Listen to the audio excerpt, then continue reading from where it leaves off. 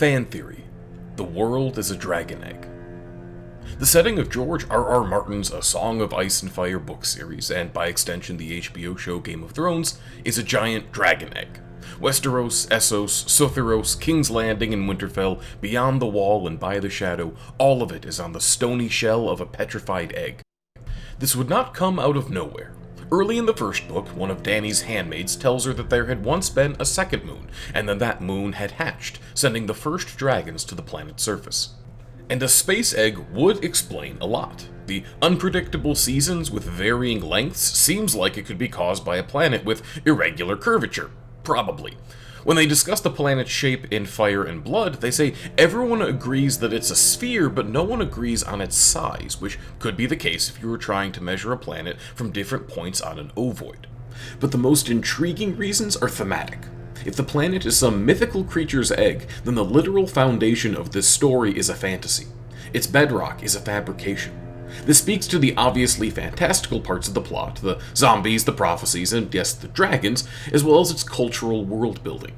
A recurring theme of the series is that civilization is essentially made up. The concept of nobility is a farce, social mores are arbitrary, and the nature of power is a con game, perception defining reality. And yet that doesn't make the power any less dangerous. The zombies still kill people. The prophecies still come true. The caprices of class and gender are still horrifyingly real. The points are made up, but they matter, with stakes of life and death. Because for this world to be a petrified dragon egg is for it to be a fiction. But even knowing that it's a fiction does not diminish its terrible solidity, its gravitational field, its crushing weight. The planet is a lie, and that lie is load-bearing. It is made up and the makeup. It is an impossible egg of an impossible beast whose teeth and flames are all too real. It has the promise of a world, the grandeur, the potential, the thrill, and the pull. But within, coiled around itself, is something that will eat you whole.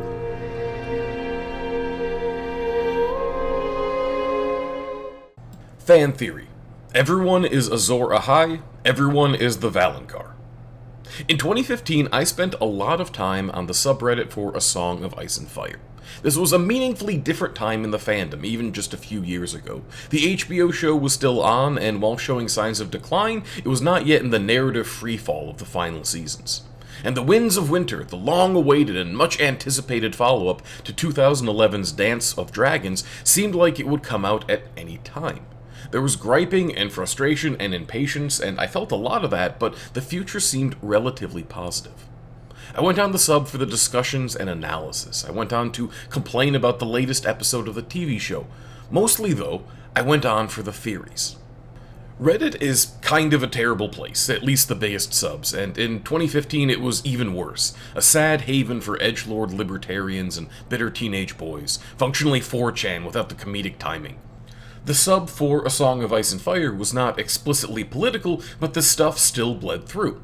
Dany got a lot of hate, not because she's an almost one-to-one allegory for American imperialism laundering itself as liberation, but because she was insufficiently nice to slave owners. But as much as I want to paint myself as above the worst parts of this community, I still spent a lot of time there. It was, after all, the best forum to go through every possible permutation of the plot. The fan theories were fun. They were fun in part because they scratched an increasingly desperate itch for more material in this world. They were fun because they often helped analyze the story, discuss its themes and narrative devices. Jon Snow can't be dead, not because of any in-universe lore, but because it would break a central narrative arc as the story reaches its climax. And they were fun because they presented a near-limitless set of possibilities without the yawning terror of actual limitlessness. A lot of the theories were about the many prophecies in the book, and because those prophecies are deliberately obscure, there was always discussion to be had about them. There's the prophecy of Azor Ahai, a messiah figure for the Red God religion. His signs, that he is reborn amidst salt and smoke beneath a bleeding star to wake dragons from stone, are vague enough that at least a dozen characters can reasonably lay claim to them. Dany is the clear frontrunner for most of the plot. She literally wakes dragons from stone, but Jon dying with smoking wounds and salty tears underneath a red star banner puts him in the running too. Then there's Rhaegar, definitely dead, sorry Mance, who thought the prophecy applied to him, and his son Aegon, maybe dead, maybe sorry Fagon, who Rhaegar came to favor for the role over time. Even minor characters like Theon's terrible uncle Victarion Greyjoy make a surprisingly convincing candidate. He's magically healed from an otherwise fatal wound that gives him a smoking arm. This happens in a Salt Sea, and he's on his way to steal Dany's dragons. The prophecies are such a careful balance of tantalizing and inscrutable that they give the fan theorists a bunch to talk about. That just as the characters in the story are going through every possible interpretation of the prophecies, us on the subreddit are doing the same. But unlike your average Westerosi scribe, we have the benefit of tons of information from multiple viewpoints, and we're given the alluring promise that any and all of that information can matter. The possibilities expand almost infinitely, but it is a gentle infinity, a sort of Mad Lib's approach to the future. Instead of needing to predict the story whole cloth, we have narrow blanks to fill. And instead of the general chaos of our real universe, one that has never promised to make sense, this one at least pretends that it will. And in that context, near-endless expansion isn't terrifying. It's fun. Let's take a look at the Valonqar. This is from a prophecy that a young Cersei Lannister heard that lays out the details of her downfall. After suffering a string of tragedies, she will have the life choked from her by the Valonqar, a Valyrian word we're told means little brother. The obvious suspect here is her younger brother Tyrion, who, in part because she believes he's the Valonqar, she is always treated terribly. The obvious subversion is Jaime, who is her twin but was born a few minutes after her. And the subversion of the subversion would be Tyrion again, that originally Jaime was the Valonqar, but Cersei made Tyrion take up the mantle by antagonizing him his entire life. But wait, the prophecy is not your Valonqar, but the Valonqar, which means it could potentially refer to just a younger brother. The clearest candidate for this interpretation is the Hound, Sandor Clegane, who's probably going to Clegane Bowl his zombified brother, and maybe during Cersei's trial by combat, and if so, his victory would mean Cersei's death and he'd be the Valonqar. But wait, Valonqar is a Valyrian word, conspicuous in the rest of Cersei's prophecy, and we've seen from a different prophecy that the Valyrian language can be ambiguous about gender. In this case, it's possible that the Valonqar doesn't mean younger brother, but instead younger sibling, now opening the prophecy to literally every character who isn't the oldest or only child. Arya, she's a younger daughter with Cersei on her hit list, Valonqar. Sansa, older brothers and more reason than most to hate Cersei, Valonqar. Dany, second oldest, let's go, Valonqar. Marjorie, Valonqar. Bran, Valonqar. Rickon riding in on a unicorn, that's a Valonqar. Victarion Greyjoy, that's a Valonqar. Quentyn Martell, dead, but who cares, that's a Valonqar. Aegon, Valonqar. Jon, probably Valonqar. Jojen's a Valonqar. All but one of the direwolves are a Valonqar. The Free Cities who call themselves the Three Sisters, 2 Valonqars right there. Getting betrayed by her own son Tommen because he's her youngest, Valonqar. Myrcella, her middle child, oh, you better believe it's a Valonqar. Euron Greyjoy, Balon's the oldest, Valonqar. Theon Greyjoy? Honestly, there's no indication so far that he and Cersei know who each other are, but hey, that's not gonna stop us. Valonqar.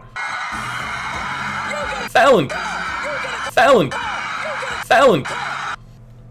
The point here is that just about anybody can fulfill the prophecy, and if you're sufficiently invested in this fictional universe like I was in 2015, it's a lot of fun to go through every possible solution, even knowing that most of them are very and obviously wrong, because we are eventually going to find out who is right. Through fan theories, we expand the story in functionally infinite directions that still follow the rules of this fiction, but they are notably not infinite. There will, with the completion of the series, be a single true event, all this manic mass guessing converging on an official point.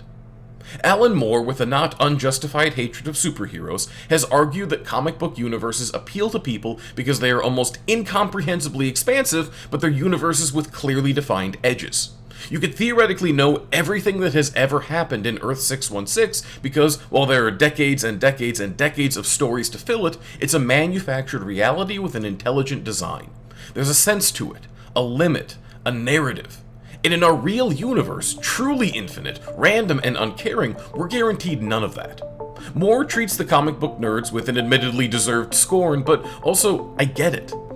I get the appeal of a fictional world large and unfinished enough to be anything I want it to be, and I get the appeal of definitive answers that will make it all make sense. A world where everything, every moment, every second may be building up towards something breathtaking, that it's not all random and meaningless and disappearing. A world that is built on a dragon egg, a great and fully realized lie, vast and finite, where we can be lost and safe.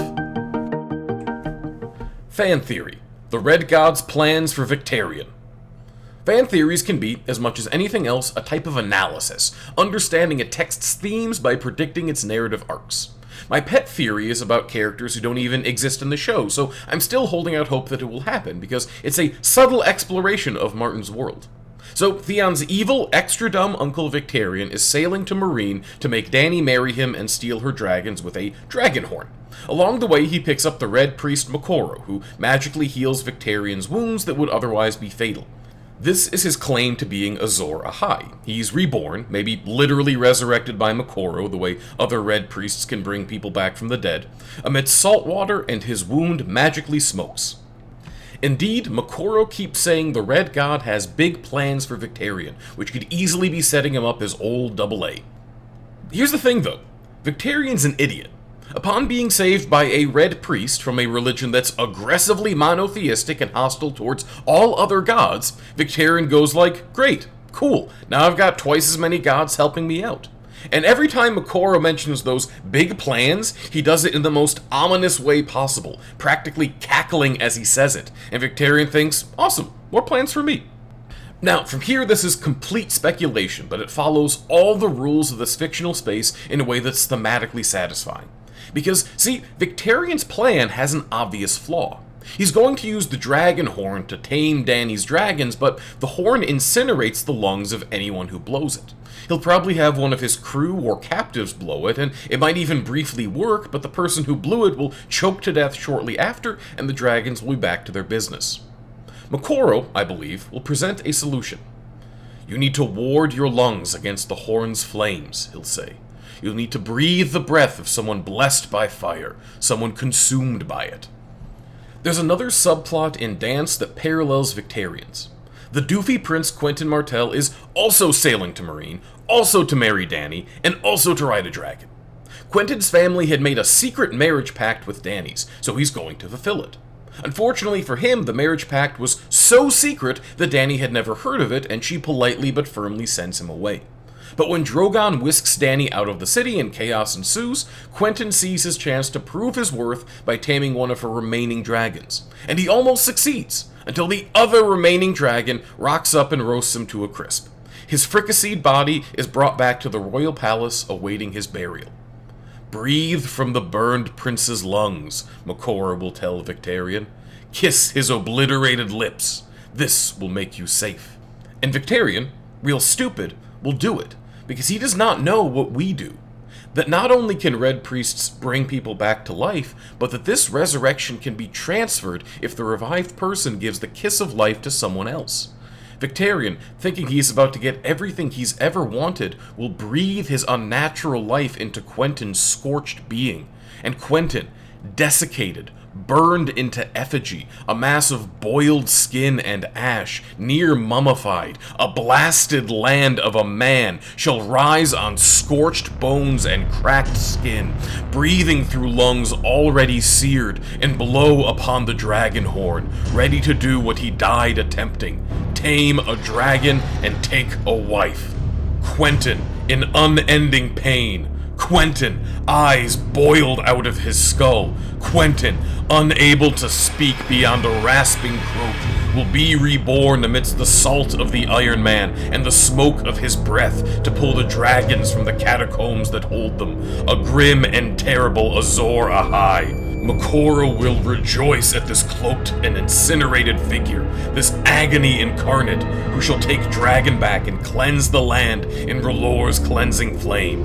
And Quentyn, burnt to nothing but purpose and pain. Not a man so much as an ember shall oblige, a prince with a dread promise, a shape of flame and shadow, a trail of fire and blood across the continent, speech scoured from him by the flames, and leaving only his mournful song, a song not of ice and fire, but malice and ash. Malice and ash!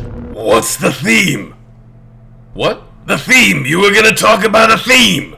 The theme is malice. That's not a theme! Malice and ash. Themes are like don't do drugs! Fiery specter of vengeance across the continent. Or like be yourself! An unending flame in the east. The other guys got themes! Matt Pat's got themes! A being of pain and song. They got like 4 or 5 themes in video! Content, he's a molten Nazgul! Nazguls ain't a theme! He's rad as hell! You said there was gonna be a theme! Malice and ash, Uncle! That ain't a theme! Malice and ash! Themes peer pressure. Fan theory. Benjario. R plus L equals J is a good theory. Sort of the flagship theory of the fandom, if we're going to accept the words flagship theory as meaning anything. It posits Jon Snow is not Ned Stark's kid at all, but the secret child of Rhaegar Targaryen and Lyanna Stark. If you're invested in this story, it's a great theory, hinted at just subtly enough that someone can reasonably miss it while still feeling obvious in hindsight. And, in addition to being well supported, it does interesting things for the story, making a secret royal lineage far more likely to create a bloody war of succession than being a neat resolution to the conflict. It follows the Margaret Atwood principle of a good ending, surprising yet inevitable. In some ways, all of my theory crafting and rampant speculation and posts to the sub have been chasing the high of that good theory, to try to find something that walks the line between hidden and clear. But with a series so thoroughly dissected, and with such impatient fans, you run through all the well-supported theories pretty quick. Fans figure out Frey pies, Jack and Hagar showing up in Old Town, Southern ambitions, the Myronese knot. Smaller connections that are still satisfying. Beric Dondarrion promises Arya he'll reunite her with her family, and then transfers his unnatural life to her mother, are picked up on and dissected. The general shape of so many characters' plots is convincingly predicted. Every good theory is identified and exhausted, until all that's left is tinfoil.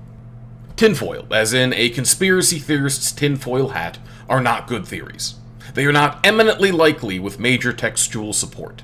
They are not a gentle extrapolation of the story thus far to new but ultimately familiar territories. They are, the White Walkers are aliens, Westeros is a post-apocalyptic wasteland, everyone is warged into or disguised as someone else, and every character, to a man, is a secret Targaryen. They are sharp turns into different genres, sci-fi, cosmic horror, comedies of varying levels of intentionality. They are unsupported and unlikely and often actively bad, and I love them. I love them precisely because they are unlikely, because they're unsupported, because they're weird and novel and janky. I didn't seek out tinfoil because I thought it was likely, but because it was new and unexpected, and took this story I cared about into new, unexpected directions. They have the feeling of Archie versus Predator, or Detective Munch implying the X-Files takes place as the same universe as Arrested Development. The feeling of a known universe becoming suddenly, violently unknown, and the shock and humor inherent in that. The subreddit's mascot is Benjario Greyhands. It was originally an April Fool's joke, replacing the previous mascot, Jon Snow, but was so popular that it's been the standard banner for years.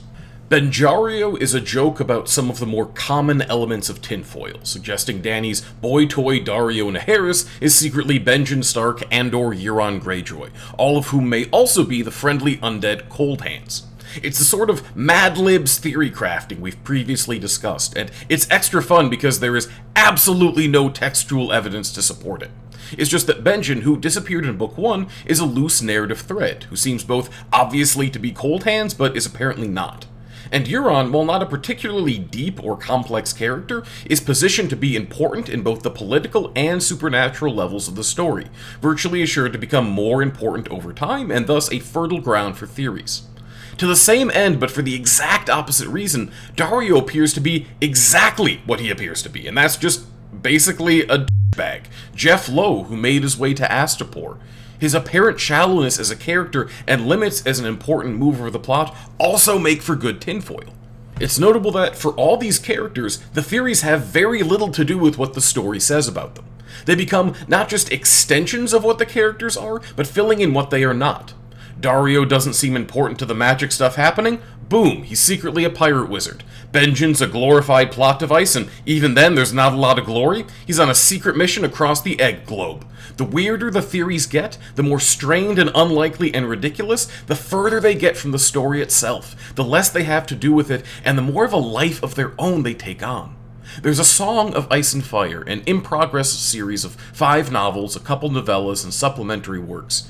And then there's the fandom, the theories, the community, the tinfoil, built on this same foundation but going in completely different directions. I'd like to clarify something. There's a lot that I like about A Song of Ice and Fire, and there's a lot that I don't. Even at 2015, at the height of my mania, I wasn't fixated on this story because I thought it was the greatest thing ever written. But at a certain level of mass obsession, the theories stop being about the books, not really, and start to be about something else. The story becomes not so much a story as a platform, something like Roblox or Warcraft 3. Martin has provided us this egg of a world with only a tiny fraction filled in, and we can scribble in the rest, letting it be a superposition of possibilities until the thing hatches. It's not a perfect world, of course, but it is a world. It's a massive and comforting thing, not just a story, but all the space in and around and between it, all promising to mean something.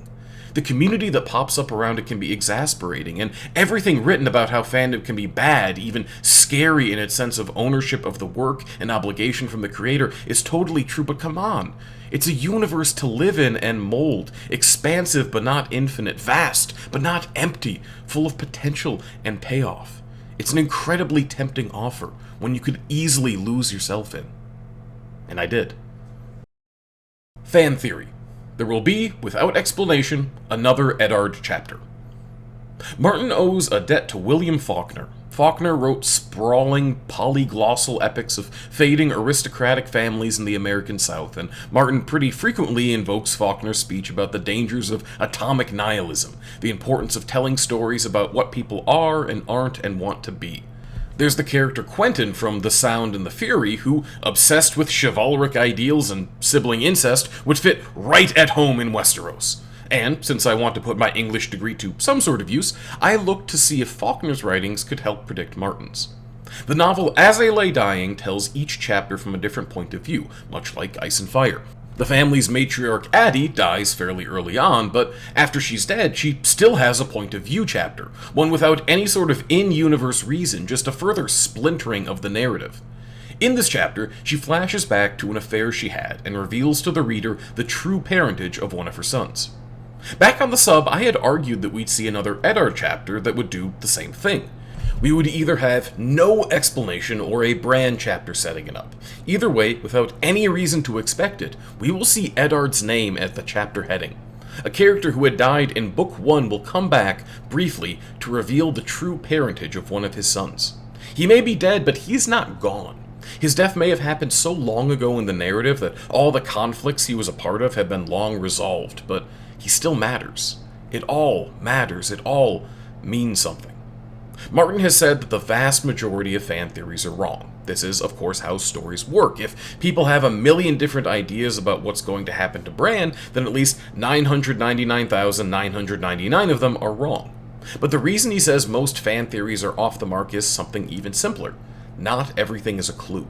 There are clues, of course, and foreshadowing and literal prophecies, but a lot of what goes into these stories is for character or plot or texture. It's not all a meticulously crafted omen machine in which every seemingly innocuous moment is setting up 10 different payoffs in the endgame. But God, isn't it nice to think that it is? To think that even if something isn't a clue, all of it could be? That every minuscule detail in the story could be building towards something? That all of it, everything matters? That none of it is pointless ephemera, no matter how much it seems to be? That there is always a future, and each bit of past is contributing to it?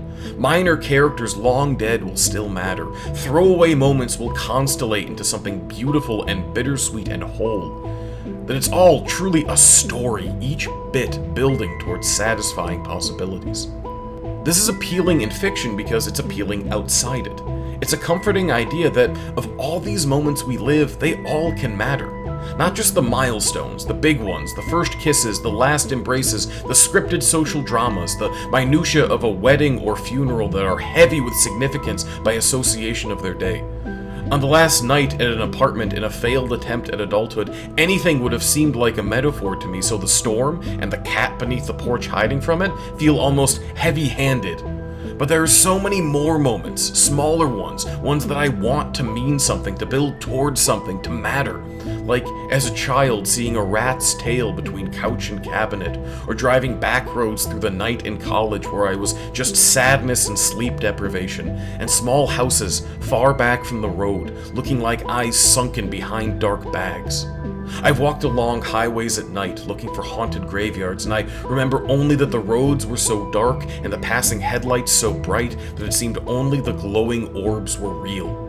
I remember the outside of a condor's cage at the zoo, and a mandatory middle school assembly about selling magazines, and a latter day at a job, though not the last, when I looked out at the wall-length windows in a gentle winter storm, big flakes blooming in the parking lot lights, and it felt like a snow globe, but without curvature to the glass, there was no way of telling which side was out and which was in.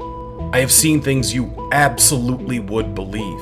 Filler moments in life, mundane sights, meaningless bits of continuity that have stuck with me for no better reason than that they happened, and they happened to me. And these moments, crystalline as snow, and irreplicable as snow, and cold and mass and suffocating as snow, appear and accumulate and melt away.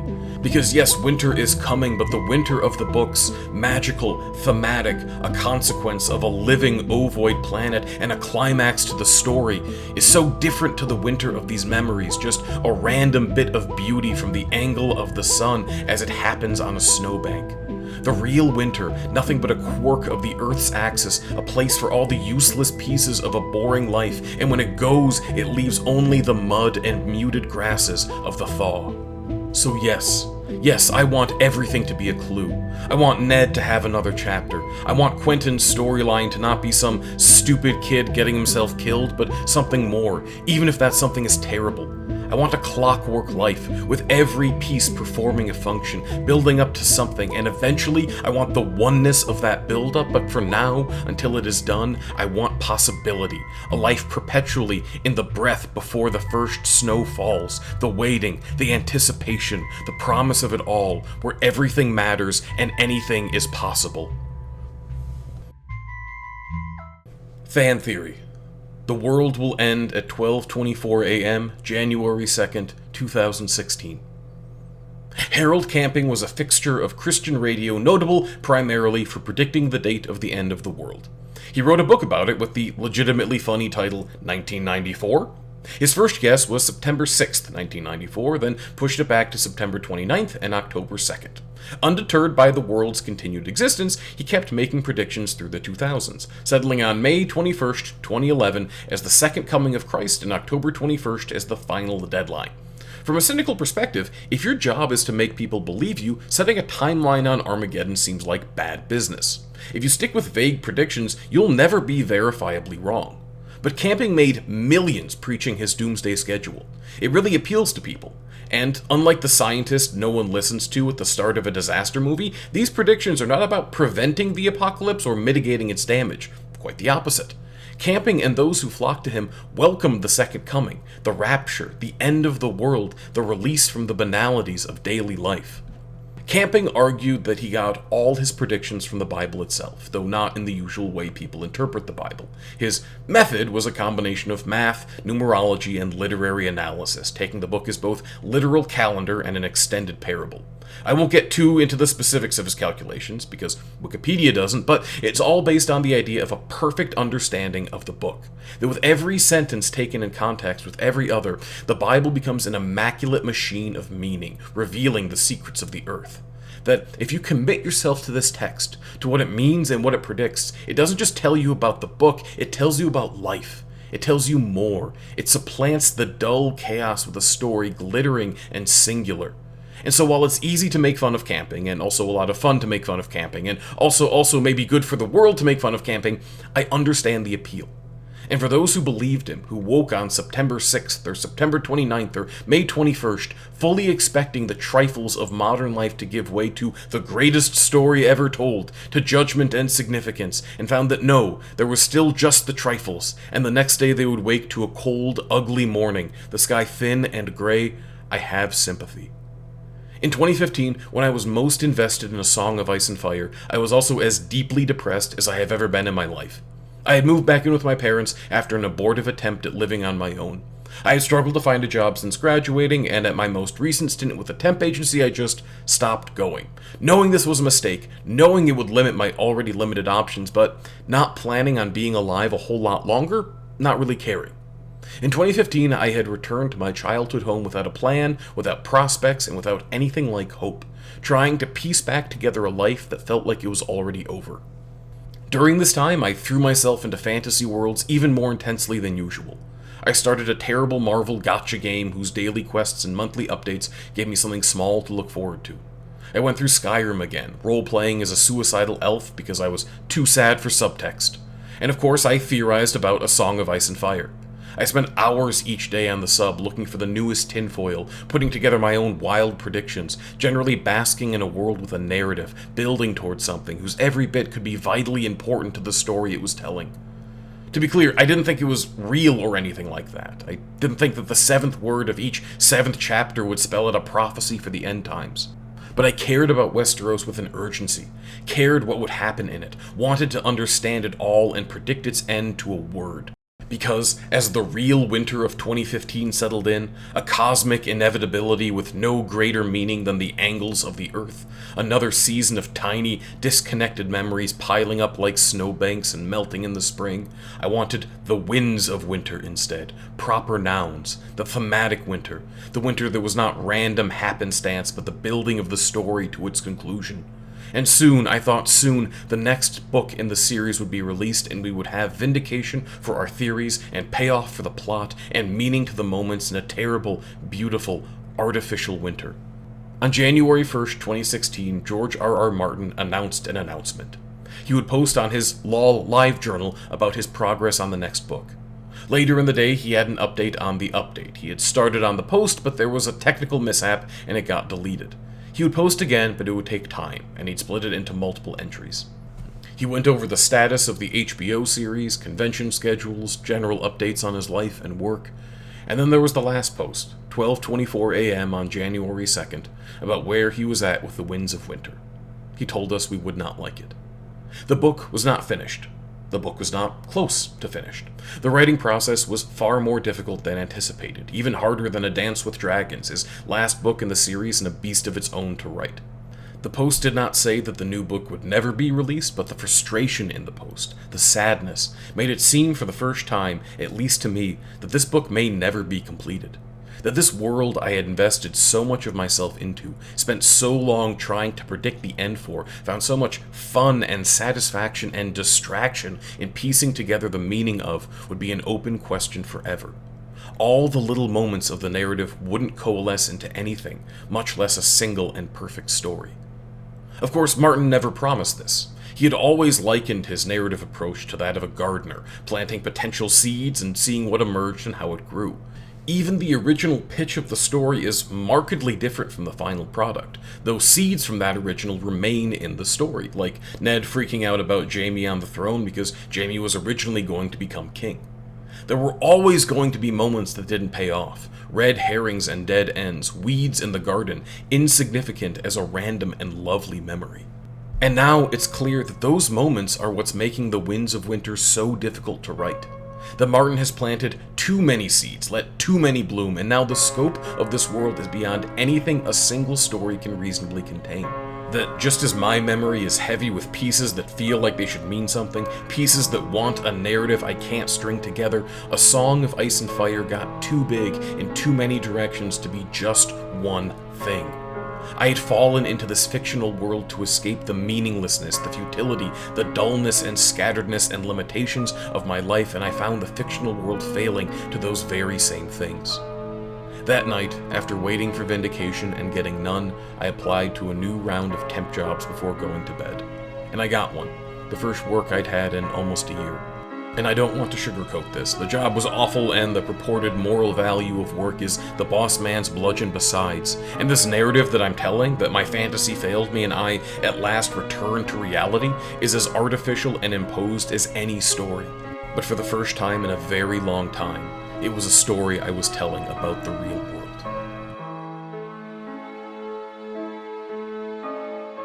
Fan theory. Bran will fly away. We last left Bran in these books in Bloodraven's Cave, hooked up to Weirwood.net, capable of viewing just about any moment in Westerosi history, taking the perspective of any person or animal or carved tree. And while the show brought him out of the cave for a plotline no one was really asking for, the prevailing sentiment among the fandom in 2015 was that he would spend the rest of the story in this cave, very likely the rest of his life. He has, after all, an unimaginable wealth of knowledge there. He has the truth of every moment in the continent's story, the capacity to see and know anything he wants, the opportunity to theorize and verify if it's true. He has full access to a fantasy world, and he can make it mean anything he wants it to. And sure, his friends are gone, and yeah, he may have eaten some of them, but with everything the cave offers him, isn't it worth it? If the world of Ice and Fire is indeed a petrified dragon egg, then it stands to reason that it would hatch under the same circumstances as Dany's once petrified eggs: fire and blood. And the wars of the book, the dead of the long night, and the wildfire consuming King's Landing, Stannis burning his daughter to fulfill a prophecy, Jon losing his life to be a messiah, Quentyn scorched and furious, burning a swath across the desert, all the burning and killing and destruction and death will incubate this world, and as the dozen Azor Ahais compete to see who gets to sacrifice their most beloved, they will realize the prophecy in its most terrible form: waking dragons from stone. And as this egg hatches, this dragon starts to emerge, this fantasy ruptures the bedrock, it will be left to Bran to save the world. That already deep within the earth he will retreat yet deeper, to a planet with a crust of bone and rock, a mantle of viscera, and a core of a lie. He will take the mind of this dragon and make it sleep so that the fantasy can continue. So the humans of this world can fight their little wars and live their little lives, and Bran will become story, floating through the stars, making up constellations as he dreams. Or maybe he won't. Maybe I'm wrong and the world is not an egg but a world, and Bran will not be asked to make so awful and tempting a sacrifice, and instead of getting lost in the infinite possibilities of the past, instead of braving the composed winter of the story's rising action, he will leave. He will leave the cave and emerge to a cold, dull world, not one about to end, where snow is just snow, memories just memories, and stories something to tell and not to live. A world of muted colors and pointless beauty. A world of the real and the possible.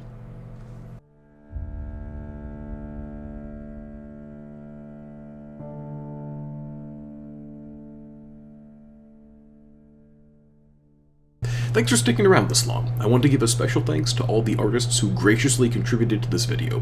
Because so much of this essay is about book-only characters and events, this video wouldn't really exist without the incredible fan art and photography you've seen throughout it. Links to all the pages are in the description. Go check them out for sure.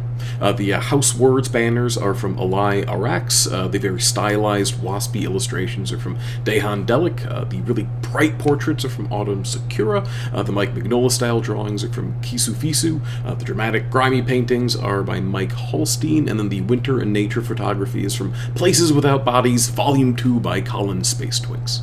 Oh, and the space photography I actually did all by myself. Like, really, it's amazing what you could do with an iPhone and a ring light. No, it's NASA. It's obviously NASA. Thanks, NASA. Also, thanks to Godmode and DivKid on the YouTube audio library, and Darren Curtis posting music on YouTube for the music credits as well. Alright, thanks so much for watching. Hope to see you next time.